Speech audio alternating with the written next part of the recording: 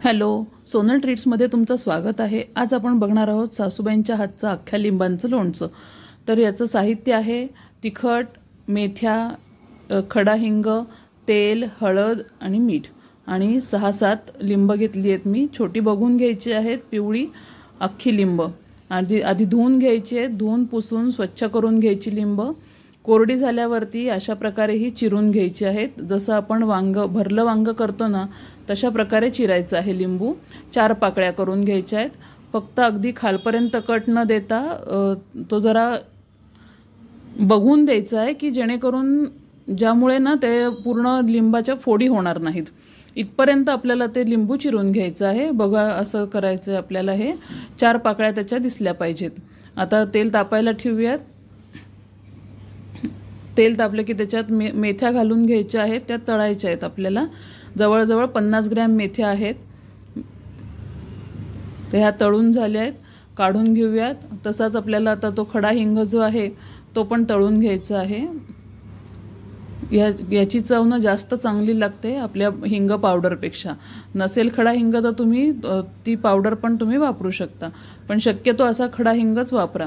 आता हे दोन्ही गार होईपर्यंत गॅस बंद करून जे तेल उरलं आहे ना त्याच्यात आपल्याला हळद घालून घ्यायची आहे। जवळजवळ पोह्याचा जो चमचा असतो तेवढे ते 2 चमचे हळद घेतली आहे, 1.5 चमचा, आणि त्याच्यातच घालणार आहोत आपण तिखट। 2 चमचे तिखट आहे। तर हे सगळं हलवून घेऊयात। तेलात तिखट याच्यासाठी घालायचं की रंग चांगला येतो हळदीचा आणि तिखटाचा। लोणच्याला जो रंग येतो ना तो लाल याच्यामुळे चांगला येतो।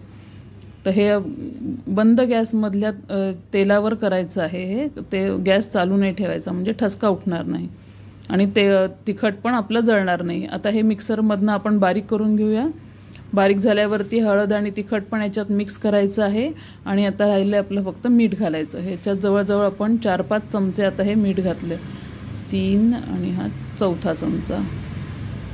एवढं मीठ घ्यायला लागतंय, त्यामुळे काय होतं, मीठ जरी जास्त आत्ता वाटत असेल पण चवीला हे लोणचं एकदम छान लागतं। अजिबात खारट होत नाही, काही नाही, आणि टिकण्यासाठी लोणचे जे टिकलं पाहिजे, बुरशी यायला नको म्हणून याच्यात मीठ जास्त असतं। तर हे असं भरली वांगी जशी मसाला भरतो तशा प्रकारे हा मसाला लिंबामध्ये भरून घ्यायचा आहे दाबून, की तो बाहेर नाही निघायला पाहिजे। आणि मग मसाला भरल्यावर पुन्हा ती पाकळी पण आईंनी कशी दाबून घेतली आहे तसं ते दाबून मसाला भरायचा आहे तो।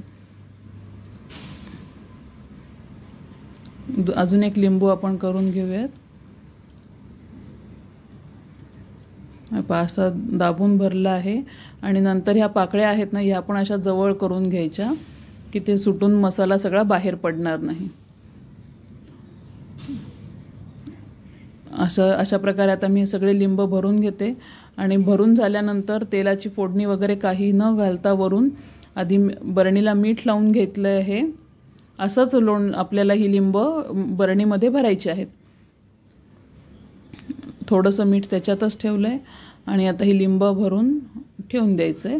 1-2 दिवस तुम्ही त्याच्याकडे बघत राहायचं सारखं की बुरशी वगैरे येत नाही ना, पण आपण मीठ एवढं घातलं की त्यामुळे ती बुरशी तर काही येत नाही। पण हे लोणचं इतकं चमचमीत आणि छान लागतं ना, खिचडी वगैरे कशाबरोबरही तुम्ही तोंडी लावायला घेऊ शकता। एकदा नक्की करून बघा आणि लाईक, शेअर आणि सबस्क्राईब करा। थँक्यू।